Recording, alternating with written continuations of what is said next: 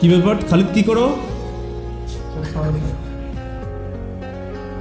আচ্ছা Khalid, Microsoft Office Word open করো তো।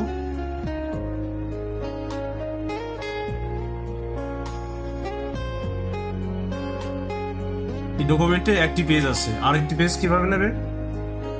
কন্ট্রোল প্লাস এন্টার চাপ দিলেই হয়ে যাবে। আচ্ছা, এখানে এই পেজগুলো কিভাবে আছে? স্যার এই দুটা পোর্ট্রেটে আছে। আচ্ছা, তাহলে প্রথমটাকে পোর্ট্রেট রেখে দ্বিতীয়টাকে তুমি ল্যান্ডস্কেপ করে দাও। কিভাবে করবে?